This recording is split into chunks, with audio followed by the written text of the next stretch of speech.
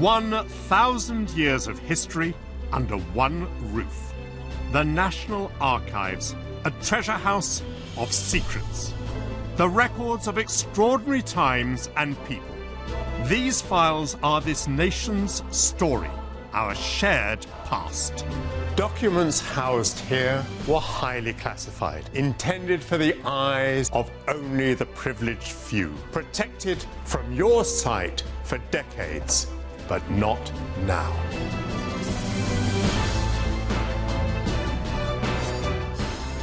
I've been granted special access to files once kept hush-hush. I'll unearth amazing tales from our hidden history. Forget what you've been told. These documents tell the truth.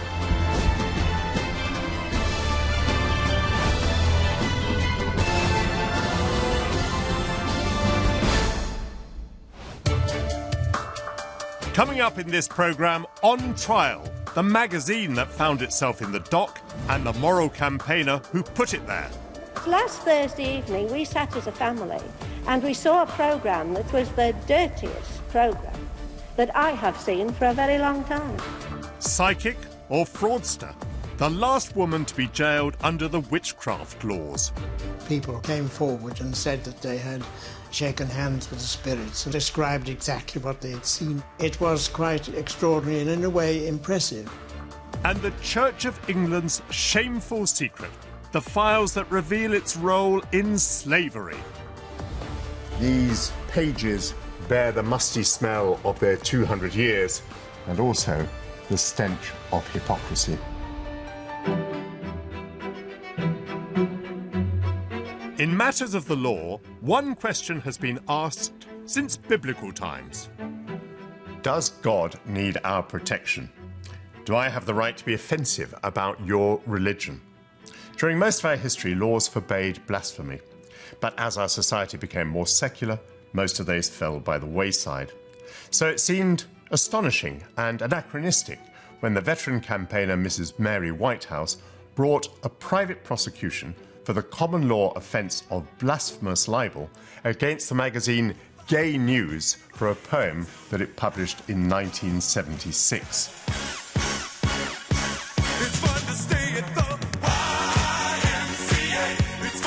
Mrs. Whitehouse made a formidable enemy.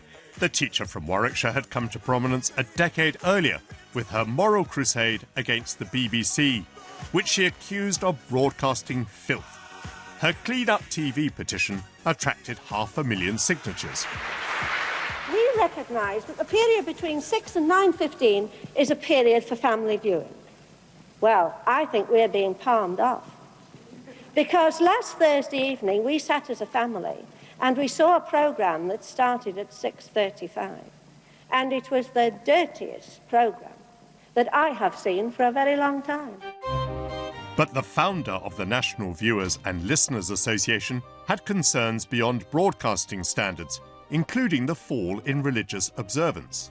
All of them, I think, objecting to the blasphemy. The reason why God and the Virgin Mary hadn't had any more children except Jesus Christ was perhaps because they were on the pill. And there was the rise of the so-called permissive society. As a teacher responsible for sex education, I had it laid upon me to give children sex education based on chastity before marriage and fidelity within it. But this poem outraged her most.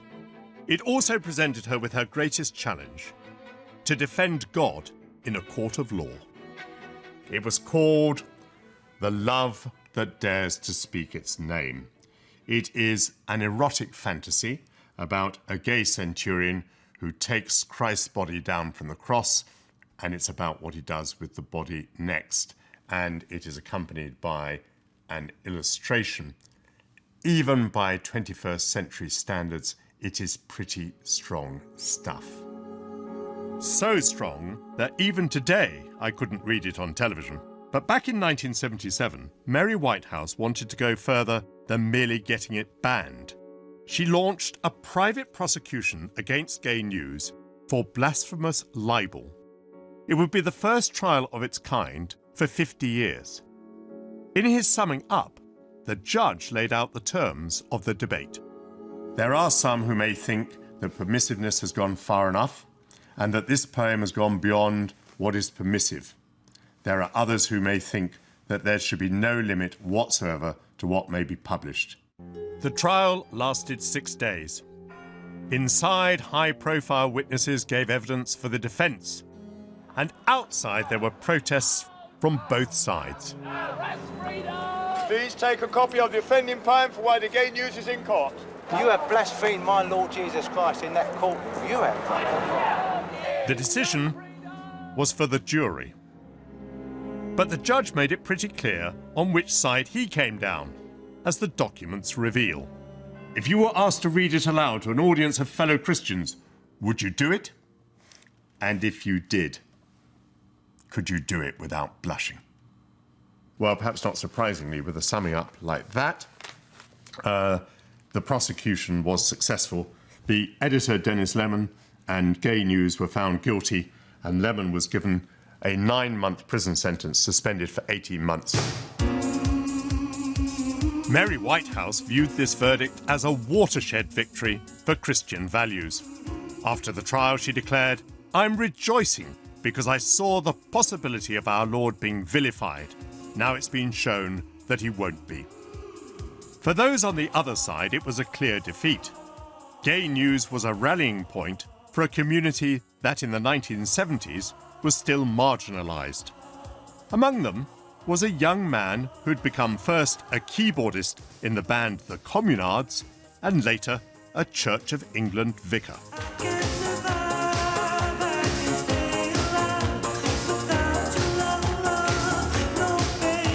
My first contact with the gay scene, so I was a 16-year-old gay teenager in Stratford-on-Avon. As you can imagine, the opportunities to range widely across gay culture were rather limited, but I could get Gay News, and I did. It used to arrive in a plain brown envelope at my digs, and I would read it and follow the trial there.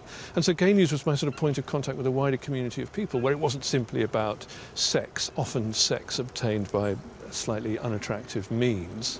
It was about a community of people with a set of beliefs who had a certain investment in an idea of personal freedom and a vision of a society that would be in some ways liberated, part of a wider programme to do with sexual equality, racial equality and so on. And so that was something I rallied to.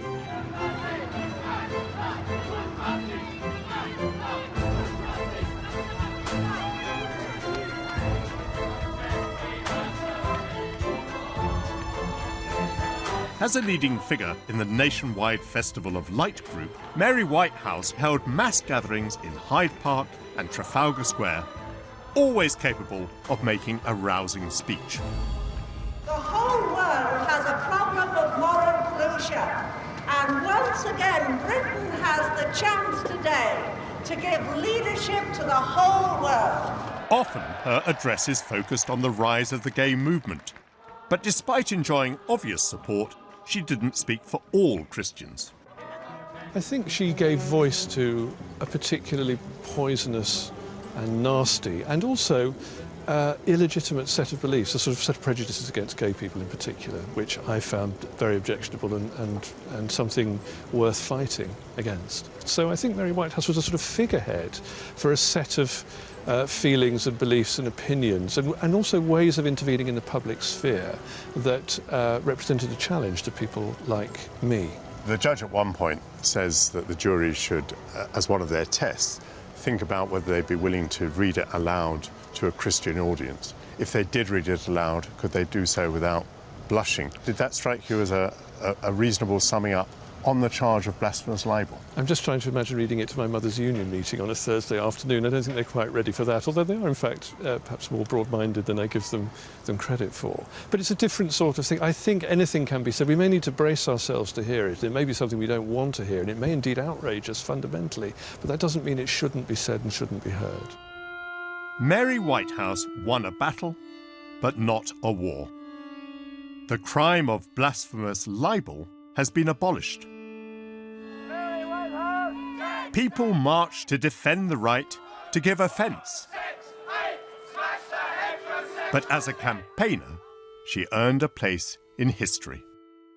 It was an era of powerful figures, and Mary Whitehouse was such a figure, I think. In a way, she was not that dissimilar from Margaret Thatcher in the political world. She was this kind of iron lady, if you like, and she was someone against whom we could rail and against whom we could direct our vituperation and our anger.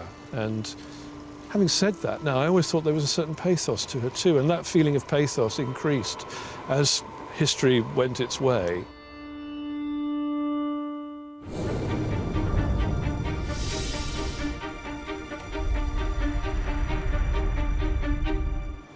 For centuries, kings and queens in the British Isles asserted that they derived their authority from God. So those who practiced witchcraft could be seen as not only heretical, but also subversive, guilty of a capital offence. On occasion, fear of what they could do would provoke a mass rooting out, or witch hunt. Laws against witches. That sounds like a throwback to our primitive past. But here in the archives, I have a document that raises a question with a surprising answer. When was a woman last imprisoned under the Witchcraft Act of 1735? In the 18th century, in the 19th century? I was astonished to learn from these files that it was during the Second World War. Her name was Helen Duncan, and she was known for a rather unusual talent to produce ectoplasm from her mouth. Some observers thought it took the form of dead loved ones. Others were merely reminded of a white sheet. Like many other mediums, she travelled the country, holding seances and claiming to talk to the dead. But during the Second World War, her supposed skill to see what others couldn't brought her into conflict with the state.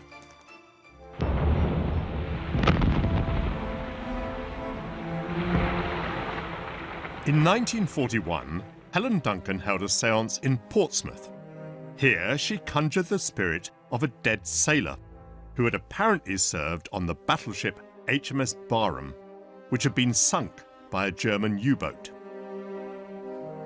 But news of that sinking was at that point still a highly classified state secret, not to be released for fear of damaging British morale.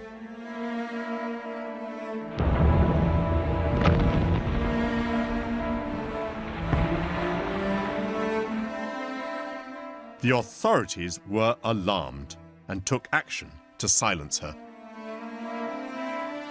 She was arrested during one of her séances by Royal Naval Volunteer Reservists. One of them here, Stanley Raymond Worth, he says that another reservist, Cross, gave the chair in front of him a violent push forward and leapt forward. I switched on my torch and illuminated the scene. I saw him grasping the prisoner, who seemed to be trying to get rid of a piece of white material which she was pushing away from her, but it fell to the floor. The séances were conducted with a dim red light, but almost immediately the white bulb was replaced by a member of the audience which illuminated the room. When the light came on, Cross said to me, "Did you get the sheet?" I replied, "No, it's gone into the audience." Mrs. Duncan said, "Of course it's gone. It had to go somewhere." At no time did she deny that it was a sheet. And so, maybe in an attempt to shut her up, she was taken to the Old Bailey and tried for witchcraft. The authorities had considered charging her with vagrancy, but fearful that she might blurt out other military secrets, they sought a way of putting her in prison. Better to use the Witchcraft Act of 1735, which provided for custodial sentences against those who fraudulently claimed to have witches' powers. It's a paradox that she had to be shut up for fear that she could sense national secrets, but was tried as an obvious fraud. It was a circus, which privately appalled even Winston Churchill. The sensational trial came to the attention of the Prime Minister, who was moved to write a minute. What was the cost of this trial to the state? observing that witnesses were brought from Portsmouth and maintained here in this crowded London for a fortnight, and the recorder kept busy with all this obsolete tomfoolery to the detriment of necessary work in the courts. Signed, W.S.C. Winston Churchill.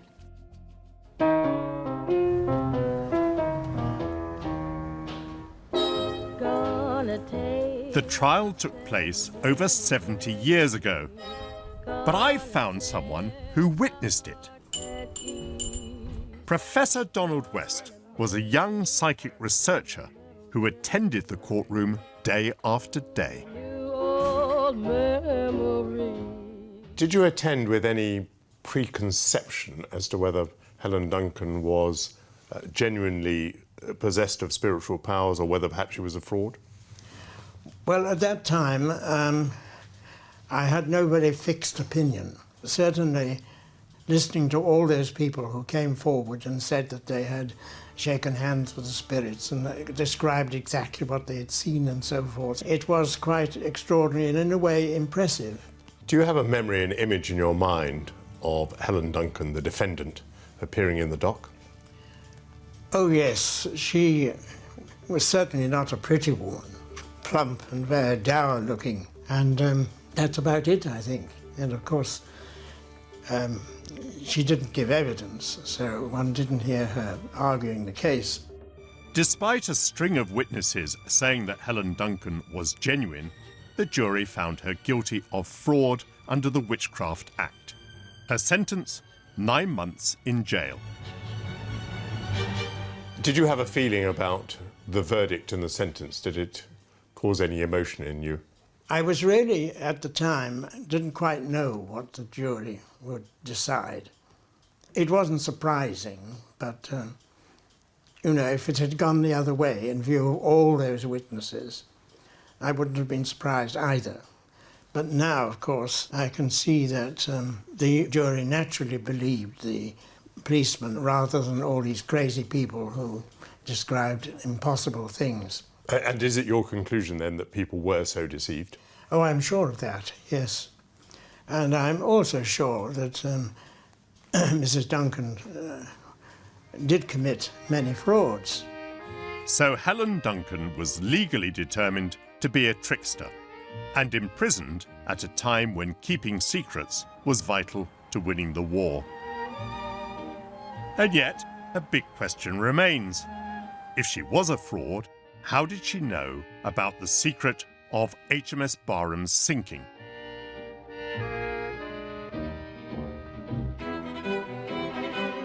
An historian of witchcraft may provide an unmystical answer. She arouses suspicion because she mentions the fate of HMS Barham, a battleship that has been sunk, but that is a secret. How on earth could she have known? Well, the spiritualist movement sometimes say that the only way she could possibly have known, because it was a secret, the only way she could have known is because she had contacted the spirits of the dead. Well, who knows? But there is a more prosaic story behind it, which is that the government did actually inform the families of those who had died on the Barham that it had gone down, but they were told not to say anything. Well, this was a Portsmouth ship, and we're talking about nearly 900 men, that's 900 families, say 10 people in a family and their friends, and you multiply it up. It's plausible that maybe, almost immediately, 20 to 30,000 people in England knew that Barham had been sunk. So, given that Helen Duncan is a sensitive medium, by which I mean she's listening out for information all around her, she's in Portsmouth at that time, I think it starts to seem quite, not just plausible, but even likely that she would have heard that the Barham had been sunk. The date of Mrs. Duncan's arrest is significant, 1944, the year in which the D-Day invasion of Nazi-occupied France would be launched, when the motto was, "Loose lips might sink ships." Do you think that plays a part in Helen Duncan's fate? I think it does. Obviously, that this is a matter of intense sensitivity, the greatest seaborne invasion in the history of the world, and obviously the turning point in the war to open up the Second Front. So that around this planning for D-Day, inevitably there is going to be intelligence work that might be very high level against German spies, but also low level too, just against people who were shooting their mouths off. And she's an intelligent woman with extraordinary antennae. Yeah. She's a blotting paper that absorbs information, and she's wandering around the south of England, which is where most of the activity is. I think that's it in a nutshell. It's you, Lily Marlene. Mrs. Duncan was the last woman to be imprisoned under the Witchcraft Acts. In 1951, Churchill's government made sure that there would be no more tomfoolery when it repealed the laws. And in 1956, Helen Duncan passed over to the other side.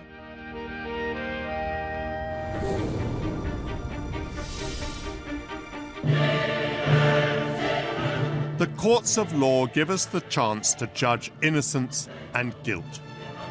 But is guilt reduced or removed by the passage of time? That's the question raised by our next document.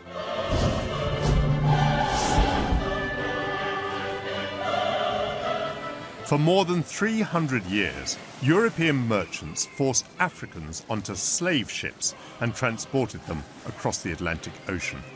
And Britain played a huge part in this human trade. British ships carried around 3 million slaves to America and the Caribbean, where they worked on plantations, helping to build the wealth of the City of London. The trade made many organisations rich, and I've discovered in the archives that that includes a very surprising name. God Almighty has set before me the abolition of the slave trade. So wrote the great reformer William Wilberforce. And yet, during the 18th century, there were slaves in the Caribbean who bore branded on their chests the word society. This 1817 register of slaves in Barbados reveals that society means the honourable and reverent society for the propagation of the gospel in foreign parts, the missionary arm of the Church of England. And here is that society listed as owning some 400 slaves.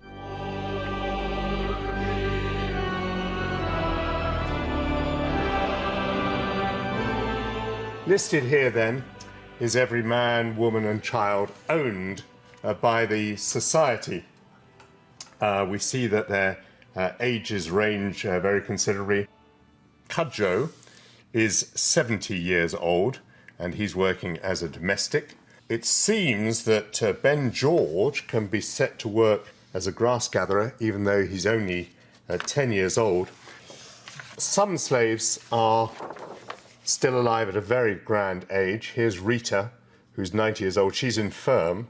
She's no longer working. But on the other hand, Orkoa and Kwashiba, who are both 80 years old, are both still working as nurses.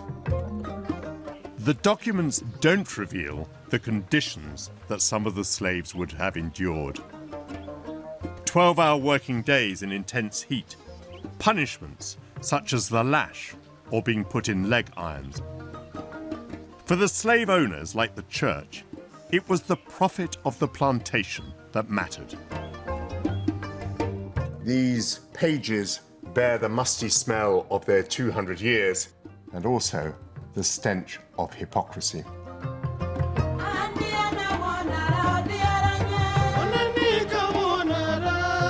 Today we can still see the wealth in our capital constructed on the foundations of slavery. The Corporation of London had its seat in the magnificent Guildhall.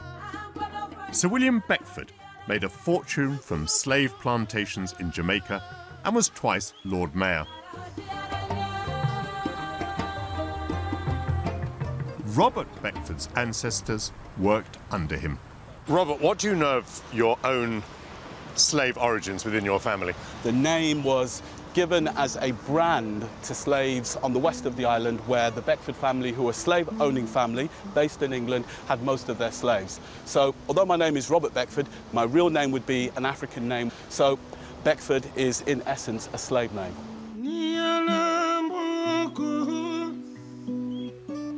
William Beckford, the Lord Mayor, might have been focused on profit, but the church added a moral purpose to slavery.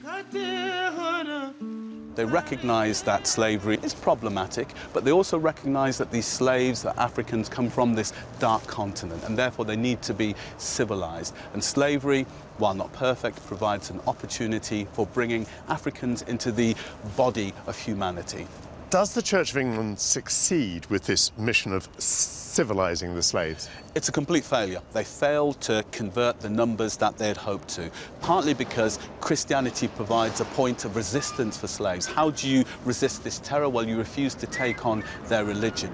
They brand slaves with hot irons as a sign of ownership, and they flog them to death, and they also sell them off when they can't work anymore. So they don't treat them any better than slaves on any other plantation? That's what the historical documents suggest, that the Church of England plantation is no different to any other plantation. Glory, glory, hallelujah, when I lay my burden down. The international slave trade was abolished in 1807. But it wasn't until 1833 that Parliament outlawed slavery as an institution. Compensation was paid, not to the slaves, but to their owners.